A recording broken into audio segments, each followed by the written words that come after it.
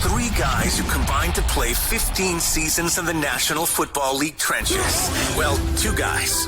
And Mackey, who didn't do shit. This is the O-Line Committee. And a huge thank you to the Eagles and Packers fans that saw those film breakdowns last week to get us just a touch under 28,000 subscribers, boys, this Thanksgiving weekend. Wild. Thankful for all of you.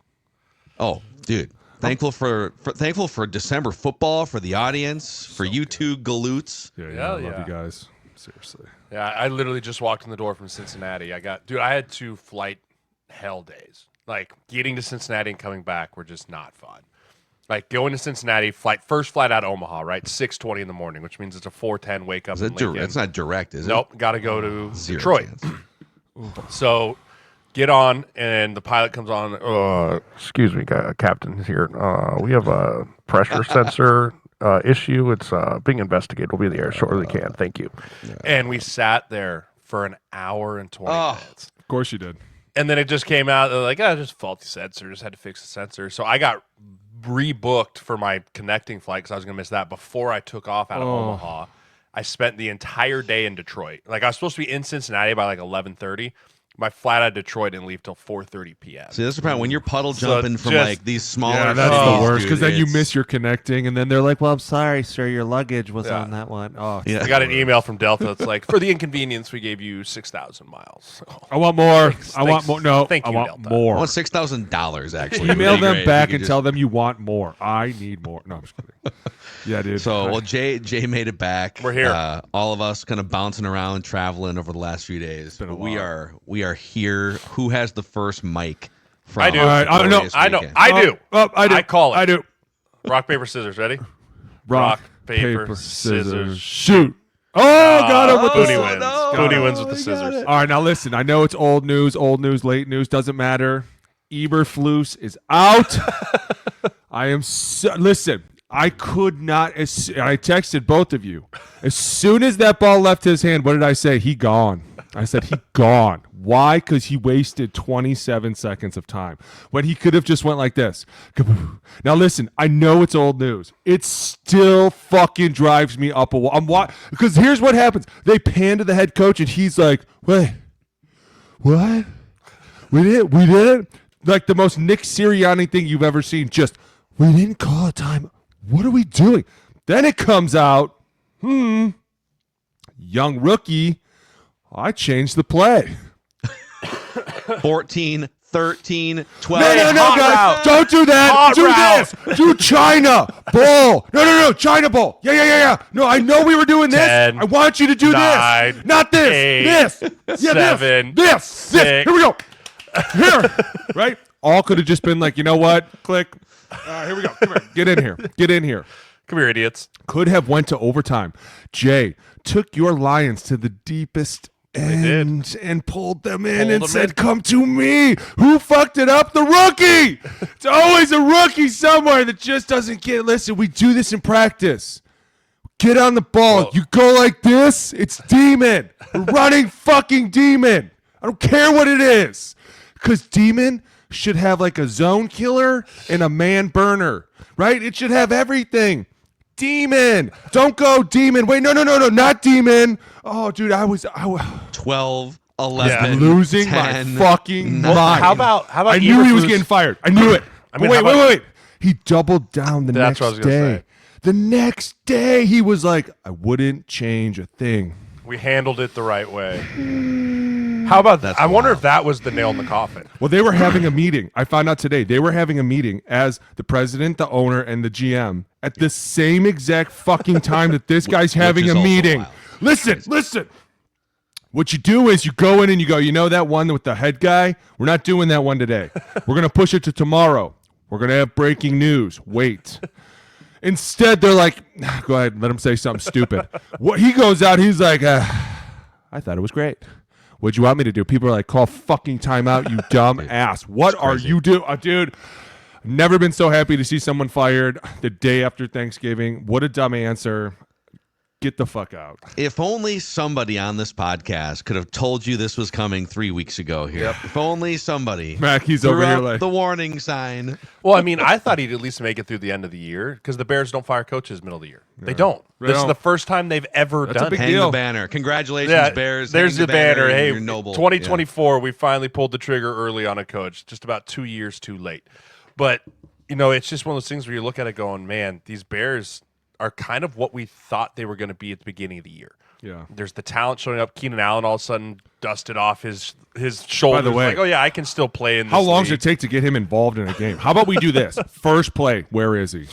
Oh, there he is. Throw it to him no matter what. Like, dude, drives me nuts. They have the biggest target out there. Did you don't see go when he to threw him. the ball back at the referee? Yes, I thought the same thing everyone else did. I'm like, yeah, there you go, face mask. Unsportsmanlike. Even I was like, you guys have turned into pussies. And not only that, but you're ruining these games. There were so many flags over the weekend. I couldn't stand it. I cannot take the Bengals- holdings. The Bengals game? That was I felt- horrible. I felt like there was a flag, Every play. right? I'm watching Red Zone on my phone while I'm at the Bengals game. I'm like, dude, all these games are at halftime. Right? I look up at the clock. It's like 8 minutes left in the second. What are we doing? It's freezing out here. Right? And then we get to the end of the game, and it was like false start, delay game. I was like, oh, my God. Cannot take this. Enough but no. with the referees. Listen, I get it. And I'm gonna tie this into this mic. You ready? How come you get another Hold on. mic? No, we No, need I'm to not. stay I'm on the still Bears. on this Hold on. topic. We're We still don't- on the we're not Bears. done with the We're Bears. not done with the Bears. No. They're not dead yet. Well, I was going to switch over to that the Lions horse. real quick, but Beat I mean, that horse. there's nothing to beat. You fucked the game up by not calling a timeout, and then you doubled down the next day, and then your quarterback is dumb enough to come out and go, remember all that time we wasted? It was because I was switching the play. Don't be mad at me. It was his fault. Like all of My a sudden, fingernails look good. My right? fingernails. Look at my fingernails. Go So Bears. hold on. In the aftermath of all of this, now, so like McCaskey put out, apparently he's on Twitter or someone is tweeting for him Oh, that God, this get is off. this is a new day in Bears history. We're gonna find the leader that we need. And there's a bunch of reports coming out that the Bears are specifically looking for a leader of men. Oh, I heard which is the this. most like Yeah. vague, the most dude. Like Dude. okay, so you're looking for Dan Campbell. What do you? No. What? You know who what would it you- is? They're looking for someone young, and they threw out a name, and it instantly hit me. Marcus Freeman from Notre Dame. They want young blood. They want someone coming in that's just as feisty, just as chippy. I understand. Listen. I'm not saying Was it anything- NFC Skull North Twitter account that you're following there? I'm almost positive it was Good Morning Football that was talking about it. That was like, hey, listen, this is one of these young guys that's coming up. And at the same time, dude, Notre Dame's It's a ranked thing, fifth dude. in It's the a country. thing. I've played with Mark. To go Greatest get guy dog- you'll ever dog meet. crush But playoff. he also played for the Bears for a short stint before he had the little heart issue. But do that's it. why they're starting to link Do it, it. Bears. They're Do it. starting Bring- to link it. The college guys have always had such great success coming in the league. Go Easy. for it. Don't be What do you mean sarcastic. easy? That's a fact. Bringing a college head coach into the NFL for a head Here's my coach, question. I think is a terrible idea. How is it that Terrible. you interview Cliff Kingsbury for 8 hours in the preseason, but yet you don't hire him? Pissing me off already. You are getting hot. Jesus, got red. Damn Look at girl. him. God Nipples are damn coming it! out. The His Bears. offensive line nipples. You're not even a fan of the Bears. What are you getting so upset about? Dude, because you have these outrageous ideas. Like the But Chiefs dude, are no, the that It best wasn't team in the me that brought this up. It was somebody I will else, say, and that's hold why on. I was like, I get what they're saying about new blood, young This leadership. Marcus Freeman thing is a thing. I told you. There's like there's credible. I don't know. I mean, no one's putting. It's not the that name it's on credible. it, It's but- just that enough people are floating his name Someone around went, that "Hey, it's this a real is an thing. idea." Yeah. But I get what they're saying. They want somebody young that's going to come in and be like, "Hey, listen, guys, I'm closer in generation than me to you than the last coach was to your parents. Like, we should be young like you. We should get you motivated like us. We should be running around with you. At the same time, we don't need to look old and decrepit and stand there and go, I'm doubling down on the fact that I didn't call a timeout."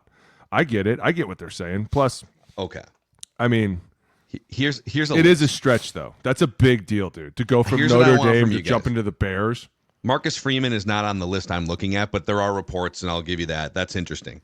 I'm going to give you guys, this is from covers.com. It's one of a million different places that have put like odds on the next Bears coach. I'm going to throw some names out that are on a list. You guys give me your first visceral reaction. Would you consider this person for Bears head coach? Ooh, I like this. This is hot takes. Here we go. Hot faces. Here we go. Ben Johnson, Oh, yeah. offensive coordinator, Lions. No question. Love him. Love the idea that he would never, though. I don't think he could go to a division rival. I don't think he could play Dan Campbell like that. There was a national report. It was either Schefter or Rappaport, I'm pretty sure, yesterday that said he's hearing rumblings that Ben Johnson is intrigued by How could Caleb you Williams not? and the job. Yes, So, the whole fucking package is amazing. You just got to work on that O-line. Whew. Jay, Ben Johnson. I don't think Ben wants to go there. I mean, I think if I'm Ben Johnson, you got to remember, coming from, if you're looking at it from his perspective, I want to go somewhere with a little bit more organizational stability, right? Because you only may get one shot at this, right? You might get one shot at being a head coach, right? And then that time will come and go, and then you'll have to go back to being a coordinator. If I'm looking at it and I'm going to go, you know what? I know that I'm going to be the most sought after head coaching candidate. I'm going to get to pick. Like, I'm going to get to pick. Don't fall in love with the Bears because they're the first one to the table, right? They're the first ones there. There's going to be a lot of opportunities come Jan 1, right? Black Monday hits. Everything starts going crazy. A lot of people this year. I think Ben Johnson's going to want to go somewhere with a little bit more organizational stability than the Bears. But do you like Ben Johnson going to the Bears? Does that intrigue you? I like Ben Johnson going anywhere. Well, yeah, like, that's true. He's anywhere, so sexy. Anywhere that guy he goes, makes it look so good, dude. He makes it look so easy. It's fucking fun. Yeah, I mean, anywhere that guy goes. Let me know when we go to that topic because I can't wait. I'm going to be tuned in to whatever team he goes to. Oh, no Okay. question. All right, who else? Okay. Who else? Talk to me. You talk about leader of men. Ooh, talk to me. Mike Vrabel. I don't think that No. I don't think him and Caleb Him and Caleb can't coexist. I'm sorry, man. Like, we're not going to fucking lie about this. Those two would be like Zimmer and fucking Kirk, right? That's like, I fair. just don't see that hitting. Yeah. I think Mike Vrabel deserves somewhere in the league to get another crack at Same it. thing, So more he's established. somewhere. Like, he deserves that. Josh McCown, current quarterbacks coach for the Vikings, former Bears quarterback. That's a big step, Brody. That's a big jump. He has not coordinated in the NFL. He did get a head coaching interview I remember that with right the after Texans, his playing right? with The the Texans. Texans. Yeah. And that was kind of he's intriguing too. impressive. I'd on the like rise to coach. see him be a coordinator first. Yeah, you got to be a coordinator before I'd be like, okay, cool. Yeah, I mean, as much as it's not about the X's and O's a ton as the head coach, I still think you need to have just, hey, I ran this whole side of the ball before turning it over to, hey, now you run everything. Because QBs are easy, man. They're going to it's really what do you want? What's good for you, right? And then all of a sudden you talk about an OC and it's what's good for us. And all of a sudden it's like you have to talk to the receivers about why we're not throwing the ball as much or why the offensive line, why we're passing it so much. And all of a sudden people are coming down on you. And really, like, you're going to all these positional coaches on the side to be like, can you fucking believe this guy? So you're not only, you had missed that step, but now you're jumping to the head man where you got to worry about the defense. Like, you have to show the defensive guys that you have to show me respect. And all of a sudden, it's like those guys are going to walk in and be like, who the fuck is this guy? Like, it's all new, dude. Going from quarterback coach where everyone's like, man, can you fucking believe we're doing this stupid shit? And they're mostly like, yeah, it's. I'll talk to him. And I know they don't, but they're trying to make one guy happy. And now you're jumping to huge steps up. I don't like that thought. Cliff Kingsbury, who was Caleb's coordinator at USC. That's a mutual yes from everybody because they've been together before. That's why that just. How did the Bears have this guy in a room and then let him walk away and go, Shane Waldron, you are our guy? Like, I just don't get that. I will say yes with a caveat. He better hire a very good defensive coordinator because I don't think that dude knows defensive football from his ass. How about a second half of the season coordinator for him too? If you look at his career, maybe a stress coach. Yeah. Cliff, we hit the second half. Come see me twice a week now. We need to talk just more. for fun. Bill Belichick. No. Nope. I'm not even. Nope. Not even That entertaining ship that I idea. feel like has officially sailed on everybody though. There's But no team. I don't think Bill wants to go back. Yeah, I don't either. Regardless of the NFL, I think Bill is happier than Clam, dude. He's got his talk shows. He's got his 25-year-old girlfriend that he's just doing his thing with out on the beach. he's just What's he doing? having a good time with. What's he doing? He's popping his freaking Viagra and having a great time. What do you mean? What is he doing? If you see, she got him to dress up on the beach for Halloween. You don't think she's putting out? You think Bill's just doing that for fun? No. Bill's enjoying his life as a man that's dating a 20-year-old. Can Bill have some fun and coach No. the Don Shula? Because I don't think the Don Shula I don't record? think he can turn it off.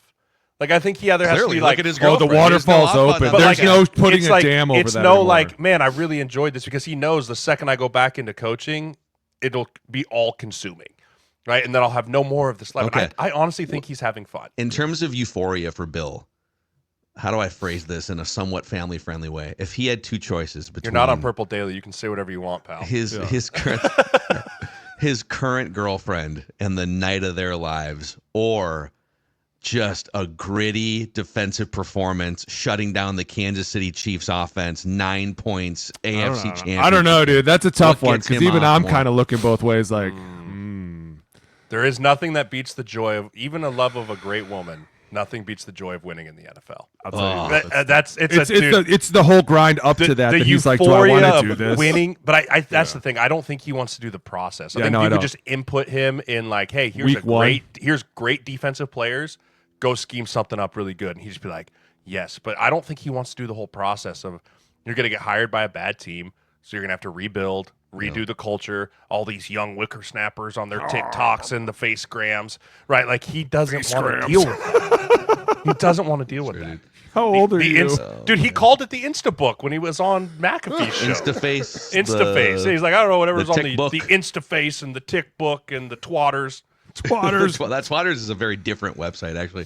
And then there's like Joe Brady, Bobby Slowick, Todd Monken, some other offensive coordinators of various age ranges. So, we'll see. It'll all play out in the next couple months. But, yeah, the Bears right back where they always are every 3 years, man. Slowick was an interesting one, but I feel like Houston is just taking kind of a dip here and there that people have kind of gone a little bit sour on him. But I think he'll still get contention for stuff because he's young. And I can't remember the name of the OC down in Tampa, but he's another one that intrigues the fuck out of me because he just seems like a gritty coach. It's like, I don't care. We're going to do whatever it takes to win. And he's kind of the reason that Baker's turning into what he is, which is throwing the shit out of the ball. And Liam Cohen, by the way. Liam Cohen, yeah. I mean, same thing. Young coach coming in, not afraid to give confidence to players, turns his team around. They fucking fought a gritty game. But before we move on to that, I want to say this, Jay. I think I'm officially ready to crown the Lions #1 team. Welcome. Listen. Welcome to reality. Okay, they just got taken to the deep end Can and I have dragged a by your fucking Bears. mic before you okay, just go ahead. Go ahead. You're Bert Kreischer in this show right now, dude. You're just taking the entire thing over. My God. Hit me with your mic. My mic, 17 minutes into this podcast. How do we feel about Azeez Al-Shaair coming out with the public apology today after what he did yesterday? First of all, what did he say? He had a full long Instagram post about how he never plays this game to hurt people. Like, he talked to Trevor before the game about how excited he was to be back out on the field, and that he truly didn't see Trevor going into the sliding motion, and it happened very quickly, and and all that stuff. I have a hard time believing that with the reaction that he had on the field yesterday. Dude, that dude was ready to fight everyone, and rightfully so. I mean, lots of credit to the Jacksonville's team for sticking up for their dude. I thought Brandon Sheriff was going to try and murder him on live TV, which is how it should be. Yes. That shows me, that actually gave me a little bit of faith in the Jaguars. We're like, hey, they still got some fight in them, right? They still have some love for their guy. But that was as dirty as a hit as I've seen. I mean, we talked about dirty players, and I don't think Al-Shaair is a dirty player. I really don't. I think he's a hell of a linebacker. Hell of a linebacker. But that was really bad. That was one of the worst hits I've seen since maybe Perfect over the middle, right? Like that type of stuff. That's been like a minute. Dude, this was dirty. Like, he went forearm shiver to the chin, the whole bit. I don't know, man. I don't know if I buy the apology. I really don't. This kind of reminds me of, now that you said that, remember when Teddy Bridgewater took a hit from someone? He was sliding and it was he Seattle. Took yeah, but remember that was his friend that hit him, and he was like, dude, I never meant that. In the moment before you told me that he apologized, we were obviously going to talk about this because a fight broke out, which I thought was awesome. Like you said, like it shows life in the team. So much fighting this weekend. Dude, between the rivalry week and then all of a sudden, by the way, go Blue. Don't start. Don't fucking start with me, you dirtbag. No, did you guys even win? Doesn't matter. Did you play Iowa? Did you fucking lose to Iowa? Deflecting. Where's my bell? I'm trying so hard. I'm trying so hard to deflect. Deflection. I'm trying. How could I not? Roll the boat, Sky Yamago, Gophers. Oh, God. Kids with this damn bell. Anyways. God, you're a dickhead. Shaair, before he apologized, I was going to say that was one of the most fucked up things because obviously Trevor Lawrence was going down for a slide. I don't understand. I mean, I guess here's the problem that they're having. When they don't take that shot, it ends up being a Patrick Mahomes 40-yard run. Can I read you the apology? Read it, yeah. And then tell me. It's a little lengthy, but I'll go.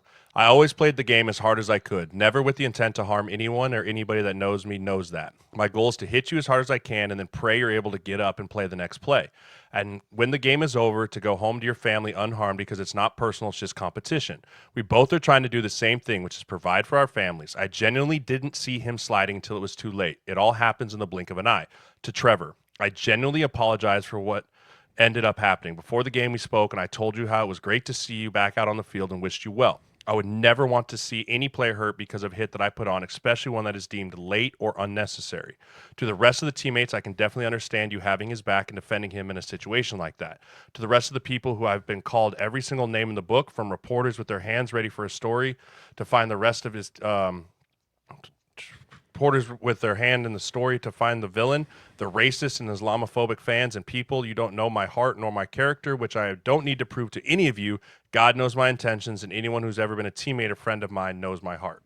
So it was a well written out apology. Well written, dude. But if that was truly how you felt, regardless of how the blood was boiling, you don't act like that on the field afterwards. Like after the hit, dude, he was not, oh my gosh, I'm sorry, Trevor. Like, and I get it. There's competition juices flowing, but that's truly where your heart posture comes from. I don't know if I buy it. I really don't. I think he's trying to not get suspended for the next game. Man, I don't know. I'm caught in between here. I really don't want to think that anyone is out there as a trying guy to whose maliciously hurt someone. temper has bubbled up on the field before, Multiple times. Alex. Multiple times. I mean, but Alex. That's what the problem is. In the heat of the moment, he is a competitor, and he's not thinking, "Oh my God, this is Trevor Lawrence sliding." And I don't think that he meant to hurt Trevor. I think what he saw was at the last second they were coming together, and Trevor slid, and so he went down. It's just a natural reaction. I get it. I've done dumb shit out there, and then stopped and been like, "Man, you do dumb shit when you're not thinking and you're just trying to react to things. Like, it happens." I get it. I do appreciate the fact that he came back and apologized. And I agree with him. He had to. No, but like, that was really well thought out. I don't think there's anyone that told him to write that. I think he just sat down and wrote that. Dude, I'm telling you, like, that was one of the things when he was like, I hit you as hard as I can. No one's going to be like, yes, say that. Say that. Say you want to hit them as hard as you can. That came from him. But at the same time, like, he did say, like, hey, I understand why a fight broke out. I understand why you guys tried to beat the shit out of me. Like, he's genuinely like, listen, I'm in the wrong here, and I get why everyone's upset. I get that. And as a competitor, yes. Do I like to see it in the game? No. You never want to see a quarterback slide and a dude fucking take his head off. It's like, dude, listen, we're doing everything we can to protect these guys. And then when he goes down, you go down.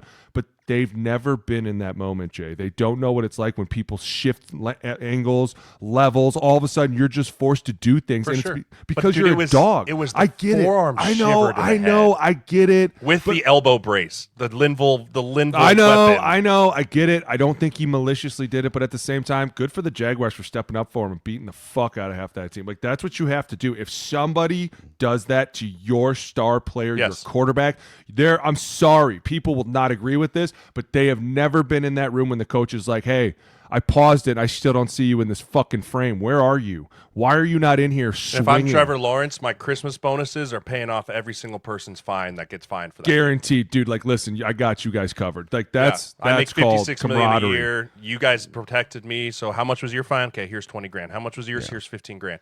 Like, by the way, I'm taking all you to Vegas. Let's go. Like, dude, y'all, there was a sideline fucking brawl. Some dude out of nowhere gets thrown out of the game, and everyone's like, what'd he get thrown out for? I'm like, oh, I could only imagine. Because at some point, it looked like he said something to the ref. And I was like, I could only imagine what you have to say to get a flag. Because I've been there when words cause flags, and you're like, wow. I know what you have to say. I pulled you away from a Philadelphia rivalry as you said it, and he threw his hat in the air because he already threw his yellow flag at you.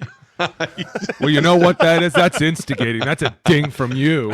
Hey, that's a fact. That is a factual statement. All right. Man, you call a ref a fucking pussy, you're going to get a flag. Shit happens, boys. Move on. Last thing on this, the only other person, my first thought when I saw that play, the only other person I've heard voice this take was Rex Ryan this morning on ESPN, that these quarterbacks, like, I'm not blaming Trevor Lawrence, but when you slide like that, I feel like diving head first or diving at feet is safer than putting I get that, like, when you slide, you're supposed to have protection, but you don't get protection automatically. Like, anyone can hit you, and if they do, your head bounces off the turf. The problem is they're not sliding early enough. They're trying to get extra yards. And so all of a sudden, Al-Shaair is literally 3 yards from the quarterback. And what goes through his mind? Man, the last time I was over here was Patrick Mahomes, and he didn't slide, and he ran by me. So that's why I'm sitting here going, I'm not really mad at Al-Shaair. I understand why he did it. Some people think it was malicious. I think I've seen dirtier where it was like, there was clear intent here. But I mean, he understood why he got his ass beat at the end, so I'm not mad. I get it. Listen, I stood in the cold for 5 hours yesterday at the Cincy game. My throat's toast. Man, well, I'll give you the next mic. I mean, hell, you were at the game. The Steelers, I feel like, the Bengals defense is kind of a disaster, but 400 yards for Russell Wilson. Nobody thought he was capable of that against any NFL defense. I feel like we have to put the Steelers into whatever tier you had them in like 2 weeks ago, a week ago. I feel like we have to elevate them up a half or a full. There's no question. I mean, dude, not only that, but it's because their defense is playing so well. Not really, though. Dude, they how many strip sack fumbles did they get? 38 points or 40 points to the Bengals yesterday. Maybe this is a bad take. I don't think the Steelers are that good. I think the Bengals defense is that bad. I really do. The Bengals defense right now is awful. I saw a stat today that they are the first team in like NFL history to score 40 points in like 5 or more games and lose them all. Well, yeah, that's a bad defense. That's just a bad defense. Like you can't. There's no way around it. And even the crazier part, Russell threw a pick 6 yesterday. Yeah, and they still scored 45 points. Right?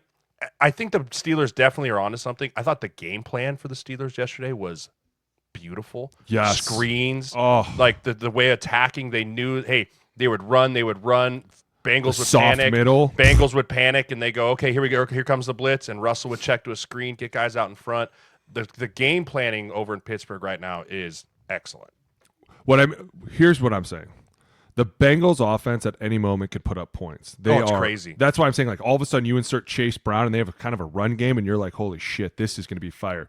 What stopped them yesterday? It was the defense of the Steelers, the sack fumbles. All of a sudden they're driving. Because did they even punt the fucking ball yesterday? Steelers punted, I think, one time. But that's what I'm saying is like the only way they got stopped was either a touchdown, field goal, or a sack fumble. And it was like, that's where the defense is showing up. At the same time, when you turn around and the game plan for the Steelers involves so many players that are, George Pickens showing the fuck up. Freiermuth comes out of nowhere. Najee Harris with his tough runs. All of a sudden you got Emmanuel Ward and you're like, who the fuck is this guy? By the way, I think George Pickens played for free yesterday.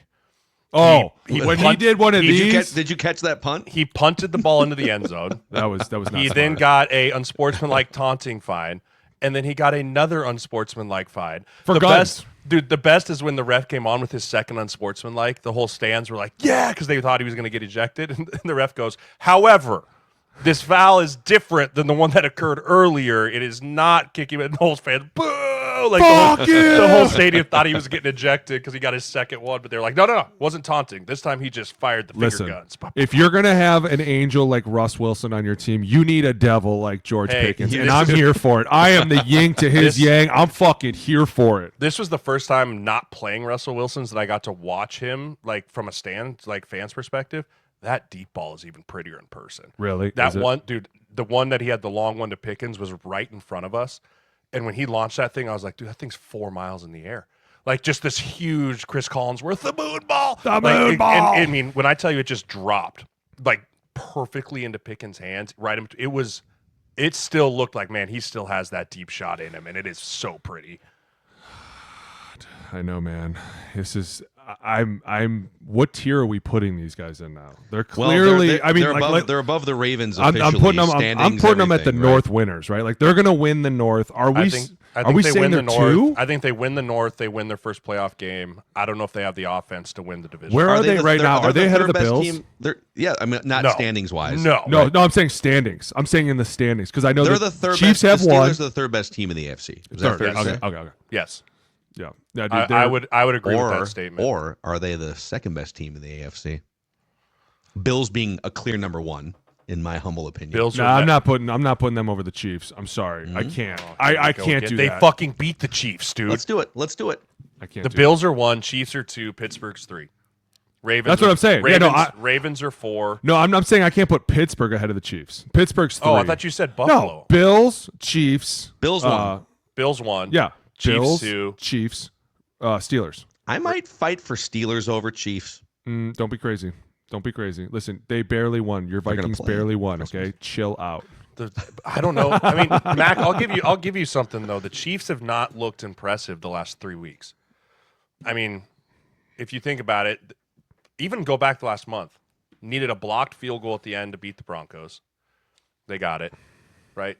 Chicago drags them into deep water, and now Oakland has Las Vegas. Put some respect on those Raiders. Has a very random off penalty with Aiden O'Connell as their quarterback.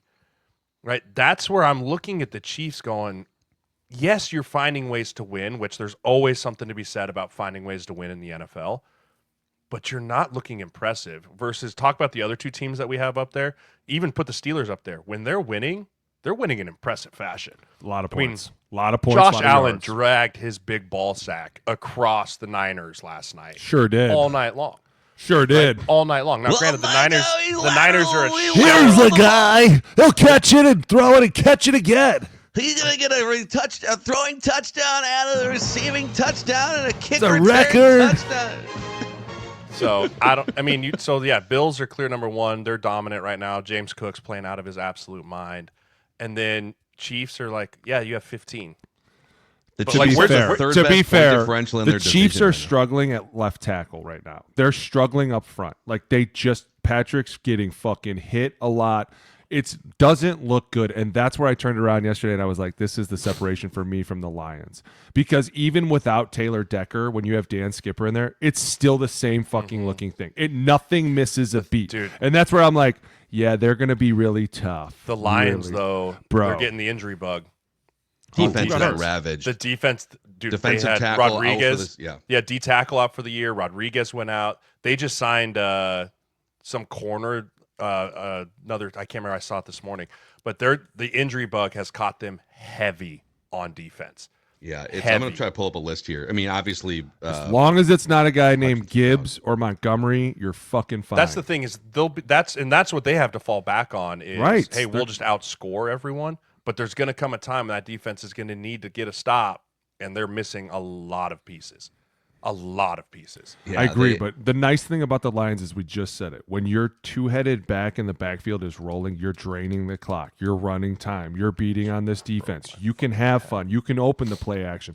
Amon-Ra all of a sudden shows up fucking everywhere. Tim Patrick, Jamison Williams, like all these guys are like, Jesus Christ, you keep forgetting about all the playmakers on this team. But their offense is insane. I worry about the defense. That's the I agree, but I mean, I'm putting them above the Chiefs officially, I think, in my mind.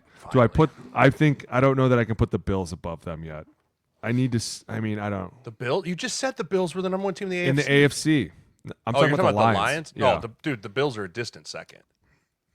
Are they distant now with all those defensive injuries? Because now that you're saying they're missing defensive players, I am like, okay, they're catching up closely. But so how close are the Eagles to the Lions? Okay, here's what we're gonna do right now. Oh, this is getting fucking crazy. We're gonna draft. It's December football. I know. I love it. I'm here for it. Right now. We're gonna draft Super Bowl contenders. We did this like 2 months ago. We did this 2 months ago. All right. So we'll start. Okay, we'll start with Boone. I'll pick third. I'll even pick third. Ooh. So we'll go. Jay, Booney, I'll let you go first. I leave it to you. Okay, then I'll take the Lions. Hold on. Let me explain. 1A. So Jay, Boone, me, and then we'll do a snake draft reverse second round. Okay. Back. All right. So Jay, Lions, you're going. Okay. Right out the gate. Going Lions. All right, Booney. I'm gonna go Eagles. Whoa! Okay. Wow! Let's rock and roll. Explain yourself. I don't think I they're need awesome. to. I mean, the Philadelphia Saquons can do no harm in my book, and I think honestly, coming back to this last week, when you can show up and stop Derrick Henry the way they did, and I don't know if it's just me or the fact that I've been in a huddle, but at times I feel like. And this is why I didn't put the Ravens higher, but Lamar Jackson just seems like he's frustrated at times. And there's times where he's smiling and they think it's funny. Like, I don't know if anybody remember the Q8 that he threw at the feet. And he was kind of smiling like, he wants that one back. And I'm like, dude, that's a big fucking miss. Like, all of a sudden, this shows up a lot. And there's times where he's frustrated. But to me, when you watch this Philadelphia offense, it's running through Saquon, and it's still going to roll through this O-line. They're still kicking people's asses. The fucking number one run defense, Saquon's running through them. The first play of the game was such a message. Like, we don't give a fuck. We're coming after you. Well, and I love Devontae Smith isn't even back yet. Yeah. Right? You input him back into this, and now you've got A.J. Brown healthy, Devontae Smith, Dallas Goedert got involved back into it. Yep. But, dude, it's their front. Dude. The Philadelphia front four has turned an absolute corner the last month. They have become back to, I said it last week, I feel like I'm watching the 2017 Philadelphia Eagles again. Just dominant up front, getting to the quarterback, not having to blitz, just being game wreckers in the middle with Jalen Cardle and Williams and Davis. That front is going to be what's going to carry them, because I do think that the offense is going to score, like, obviously, but that front, I think, is going to be the difference maker of why they could make it to the Super Bowl or not. Dude, did you see the Cooper DeJean tackle? Derrick Henry. I was like, picked him up and dumped him. what the fuck? And then is- Reed how you do Blankenship it. dropped the interception on the next play. I was like, dude, that could Clearly, have been an all-time white guy moment, and you blew it. Fuck. All right, Wow, Mackey. so I got the third pick, and then I also get the fourth pick. So I'll go, just to be clear, in order, I will take the Bills third, and the Chiefs I'll take fourth. So the Chiefs have fallen to fourth in this. I mean, the Bills, this is the best. I think this is the best version of these Bills teams we've seen over the last few years. It feels like they've got the offensive coordinator in place that meshes well with Josh Allen. Josh Allen is finding all sorts of targets. Their running back room right now is as good as it's been since Josh Allen came into prominence. With a below average to below average receiver room. Yeah, but he makes it work. But that's what I mean. Like, that's why you talk about, hey, it's Shakir and Coleman's not out there, and it's Curtis Samuel, and it's all these different players, and Dalton Kincaid's been hurt, so it's Dawson Knox. Like, they start getting some guys back, and I mean, if the Chiefs sputter down the stretch, it still has a chance to run through Buffalo. Dude, Yeah. that could be huge for them, that because could be the big fucking for them. fan base and the weather. Dude, Well, did you I see didn't that realize. snow? I didn't realize until they broke it down on Sunday Night Football last night how dominant they have been at home. Right, Yeah, Buffalo's undefeated with a bunch of blowouts, right? But even like they went back like the last 3 years, they've only lost like 8 games at home in the last 3 years. Right, so home field advantage for them is massive. They finished the season. So they do have at Rams, at Lions, which are a couple tough games here, but they finished the season home against New England, home against the Jets, and then at New England in Week 18. So, like, they're looking at 13 wins, maybe worst case scenario. Yep. And then Chiefs, I'll take 4, which is back to Alex with the 5th pick in our Super Bowl Contender impromptu draft. Man, I'm really between 2 teams right here. Well, it's really 3 teams. Fuck. All right. I'm going to go out on a whim here because we said this guy was a great coach, and I'm overlooking some great teams here. But I'm going to have to put Pittsburgh here. I'm sorry. I have to. I think the 400-yard performance was something that I haven't seen in a while, and I've been waiting to see it, and he kind of showed up. And I'm not saying, like Jay said, it's not against the best defense, but the way that they did it, like they just have a formula now that's actually working, and it's not Matt Canada throwing fucking shit at a wall, and we're all like, what the fuck is this? And defensively, they're still Matt playing out Canada. of their mind, dude. I'm going to go through Pittsburgh. All right, so Right, I get Jay, back-to-back picks I here. get back-to-back picks here. Do it. All right, I'm going to do it. Do it. I'm going to do it. Yeah, I know what you're doing. Vikings. there it is. My Minnesota Vikings. I'm ready to move them into the contender position. Wow. I'm ready to do it. We can say all we want about Sam Darnold and the question marks and whatever you want to do, but they found a way with a good Cardinals football team to get a gritty win, make plays when you needed it, all that stuff. The Vikings are legit, man. They get overlooked in the division because Detroit is what they are, and they're going to have to go on the road for a playoff game. But if I'm anyone in the NFC, that is not who I want coming to play me in the first round of the playoffs. Absolutely not. Sam Darnold's clicking, right? He's getting Justice and Jefferson the ball. They're running the ball with Aaron Jones. Cam Akers had a great day yesterday, and I still have so much faith in Brian Flores. Like, Absolutely. that dude, just so much faith in what he does. And Grenard has been out of his mind. He leads the entire league in pressures. It's crazy. it's He's literally playing, the he's entire playing at league. an all-pro level. I mean, you talk about, like, everyone was worried about moving on from Daniil Hunter. This guy has got better numbers than Daniil Hunter right now. He's younger. He allowed there to be pieces around him. Slam dunk, maybe off-season move of the year. Talking about what you can do with the Vikings there. So I'm ready to take the Vikings there Dude. and say they're legit. They are I say it's legit Bernard, and ready. I say it's the Brian Flores effect. It's the fact that you can have so many players that you're like, listen, as long as we're smart enough and we know what we're doing, we can affect everything because it's going to become a mental game in the middle of a war. And it's just winning. And I agree with you. I think early on in the game, I was kind of like, what the fuck? And then all of a sudden, Sam kicked it into gear and it was like, here we go again. And it started to make me think because I'm like, man, maybe they are contenders. What the fuck's going to happen this offseason, guys? What's going to happen? Because now you're really in a conundrum. You've really never been here where you have been here, but the last time you were here, it was with Case Keenum.